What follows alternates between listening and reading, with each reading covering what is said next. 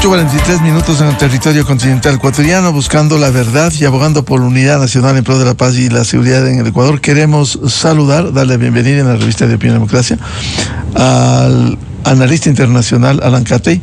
Lo invitamos para conocer su punto de vista en la nueva administración de Estados Unidos de Donald Trump. Ha habido algunas acciones y quiero empezar con el anuncio de Trump de tomar el control en la Franja de Gaza, un tema tan complejo, tan difícil, que por años ha sido muy difícil. ¿Cómo pudiera viabilizarse este deseo, esta disposición del presidente Trump? Muy buen día, Alan. Buenos días, Miguel. Buenos días a su audiencia. Gracias por la invitación. Bueno, dentro de la política exterior que está desarrollando el presidente Trump en esta segunda administración, vemos varias declaraciones y varios planteamientos que ha hecho el presidente respecto de apoderarse de otros territorios, de hacer que los Estados Unidos se expandan.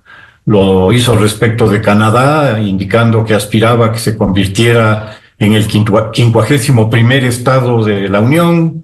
Lo hizo respecto de Groenlandia, lo ha hecho respecto del Canal de Panamá, y ahora lo está planteando también en relación a la Franja de Gaza. Pienso que es importante hacer una reflexión acerca de cuál es la situación que en este momento vive el Medio Oriente y que es diferente a la que existía al terminar la administración anterior de Trump. Trump estaba empeñado en su última etapa de su primera administración en impulsar un proyecto de una alianza regional que de alguna manera contuviera a Irán alrededor de lo que se conoció como los Acuerdos de Abraham. Estos Acuerdos de Abraham incluían a varios de los estados sunitas que veían a Irán como su principal adversario y como el principal riesgo geoestratégico de la región, y estaban dispuestos a un acercamiento a Israel, a la firma del reconocimiento inclusive con Israel y el establecimiento de relaciones diplomáticas. Esta situación ha cambiado sustancialmente en Oriente Medio, y ha cambiado sustancialmente en Oriente Medio a raíz del 7 de octubre del 23, cuando se produce el ataque de Hamas, el secuestro de israelíes y la matanza de 1.200 personas en Israel, con la respuesta israelí en Gaza, que hasta el momento ha provocado 47.000 muertos en Gaza y prácticamente la destrucción de la infraestructura de viviendas, de vías en la franja. También debemos reflexionar cuál es el cambio geoestratégico que se ha producido a raíz de eso. Y esto acentuado en los últimos 6 meses con los éxitos israelíes al descabezar a Hezbollah en Líbano y afectar seriamente la capacidad operativa de Hamas en Gaza con la muerte de numerosos combatientes de Hamas y de algunas de sus figuras principales como Haniyeh o Sinwar. Esto además se une a la caída del gobierno sirio de Assad, lo que prácticamente cortó este eje de la resistencia, como la llamaba Irán, que en realidad era un eje geopolítico que había construido Irán a lo largo de 20 años, uniendo a Teherán con Beirut y acercando o permitiendo acercar sus fuerzas y su capacidad militar prácticamente a las fronteras con Israel. Esta situación no existe más y curiosamente, el premier Netanyahu, que no nos olvidemos es la primera visita de Estado que recibe el presidente Trump en este segundo periodo, ha salido muy fortalecido de estas victorias que ha obtenido y que indudablemente al interior de Israel han alejado Primero, el riesgo que había en cuanto a su estabilidad política, y segundo, su excesiva dependencia de los partidos extremistas judíos, sean religiosos o sionistas. Esta nueva realidad es la que estamos viviendo ahora en Oriente Medio. Y en esta nueva realidad es en la que hay que entender el mensaje de Trump. Obviamente, la reacción a ese mensaje ha sido casi universalmente negativa.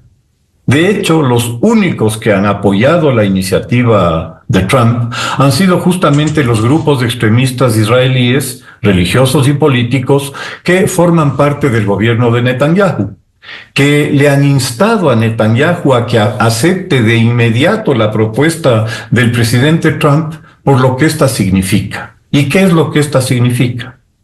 Estamos hablando, en efecto, de una limpieza étnica que se realizaría en la Franja de Gaza, forzando a la población palestina que vive allí todavía, para que se refugie, sea en Jordania, sea en Egipto, y emprende el mismo camino que emprendieron sus padres y abuelos desde hace 80 años, que ha sido el destierro.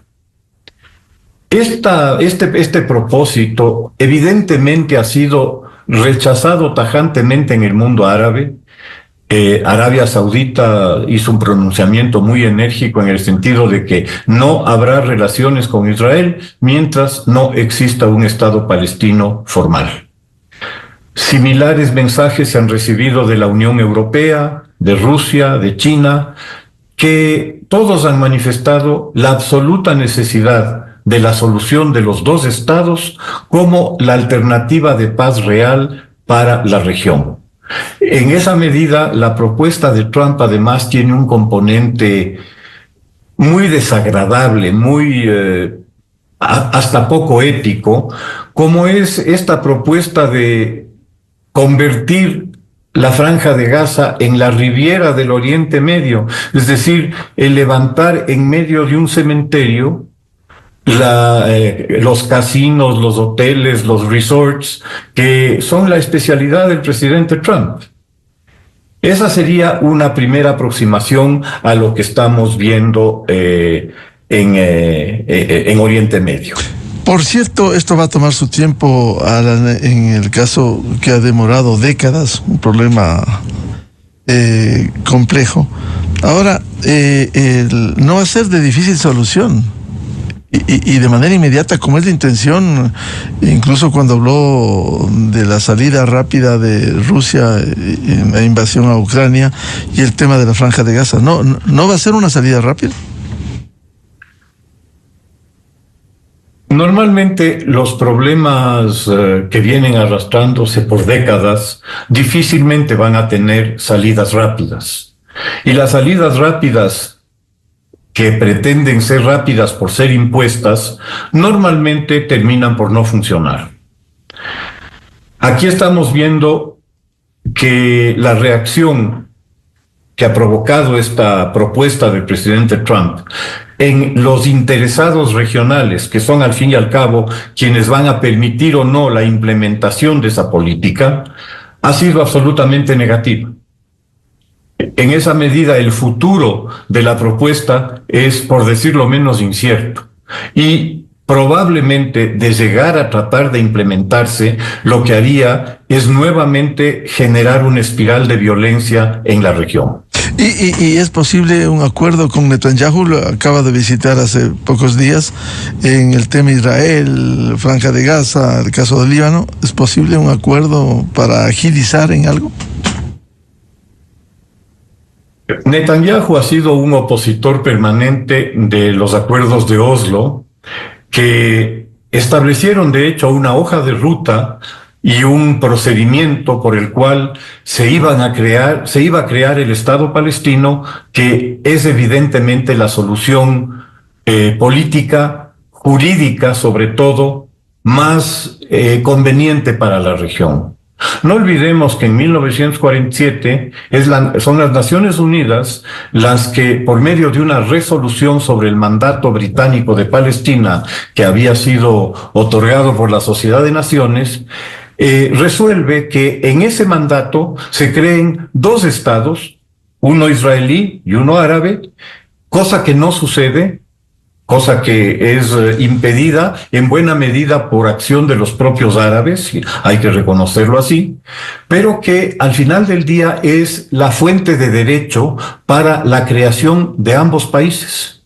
Esa es la fuente jurídica a la que es necesario recurrir desde lo jurídico. Y desde lo político se ha visto a lo largo de los últimos 80 años que la guerra y el enfrentamiento permanente entre israelíes y palestinos no es una solución. La alternativa es obvia y es la creación de un Estado palestino conjuntamente con el Estado israelí en los territorios que fueron definidos por las Naciones Unidas en 1947, que fueron ratificados por los acuerdos de Oslo y que marcaron el camino para la creación de ese Estado. Lamentablemente, los fanáticos del un lado y del otro se han opuesto a muerte, porque no les conviene que la piedra de toque existente entre Israel y Palestina deje de existir. Ahora, ese tema complejo, difícil de Medio Oriente, sin embargo, también en los diferentes frentes, en los primeros días, el presidente Trump envió, preocupado, evidencia eso, a su secretario de Estado, a Marco Rubio, que está en una gira, fue a Panamá, fue a Costa Rica, El Salvador, hoy tiene previsto República Dominicana. ¿Cómo ve eso de cara a América Latina, a sabiendas de que ha habido pronunciamientos categóricos y duros contra las dictaduras de Cuba, Nicaragua e incluso Venezuela, pero a Venezuela también le mandó inmediatamente un delegado? ¿Cómo entender el manejo de América Latina? Primero, se está evidenciando que el secretario de Estado Rubio no es quien maneja la política internacional de los Estados Unidos. Eso se refleja claramente en los enviados especiales que está utilizando el presidente Trump para impulsar su propia agenda. Entonces maneja Trump directamente a través de sus enviados especiales, no a través de la diplomacia formal del Departamento de Estado. Envía al señor Grenell a Venezuela, envía al señor Witkoff a Oriente Medio como delegados especiales suyos para que estos delegados que no tienen límites en cuanto a sus actuaciones, excepto las instrucciones que les da el presidente, son en efecto los agentes geopolíticos internacionales del presidente Trump. El secretario de Estado Rubio ha hecho una gira por 5 países centroamericanos centrada esencialmente en el tema de la migración, del control de la migración y la aceptación de esos países de los deportados que deben salir de Estados Unidos de regreso a sus países. En cuanto a la política norteamericana del presidente Trump hacia Latinoamérica, creo que hay una frase que la definió bastante bien. Ellos nos necesitan a nosotros no los necesitamos a ellos. Esa, creo yo, define, en último término, la política exterior de los Estados Unidos en relación a Latinoamérica. Los únicos intereses que tiene Estados Unidos, los Estados Unidos de Trump, respecto de Latinoamérica es migración y el control del ingreso de drogas a los Estados Unidos. El último proyecto, llamémoslo continental, que tuvieron los Estados Unidos en relación a América Latina fue la Alianza para el Progreso. Y de eso han pasado 65 años. La última inversión importante en infraestructuras que hizo Estados Unidos en América Latina fue el Canal de Panamá a principios del siglo XX. Mientras tanto, estamos viendo la presencia china en América Latina muy poderosa, muy persistente. Acaban de terminar la construcción de un gran puerto en Chancayo, en Perú, que es la puerta que le permitirá a China su propósito. ¿Y cuál es el propósito chino? Materia prima, A China le interesan las materias primas de Latinoamérica y obviamente le interesa también un mercado de 600 millones de personas que aparentemente a los Estados Unidos no le interesa. Ahora, en el tema precisamente de América Latina, una de las decisiones que se ha anunciado públicamente es la echada abajo de USAID, la Agencia de Desarrollo de los Estados Unidos. Es decir, va cambiando esto que por décadas ha sido quizás un soporte para los países de la región. Ciertamente es un paso muy complicado el que está tomando la administración Trump, a pesar de las declaraciones que hace el señor Rubio respecto de que se trata de una reestructuración para verificar que el gasto de USAID sea verdaderamente orientado a defender los intereses y darle ventajas a Estados Unidos. Sin embargo, ha sido la USAID, con su apoyo a organizaciones democráticas, a ONGs, el que ha permitido, a nivel de libertad de expresión, a nivel de libertad política, el mejorar o intentar mejorar la democracia en América Latina. Y no solo en América Latina. Esto también pasa en el resto del mundo. De hecho, el único aplauso que he escuchado respecto de la decisión de Estados Unidos de suspender el tema del USAID ha venido de Irán, curiosamente. ¿Y cuál ha sido el elogio?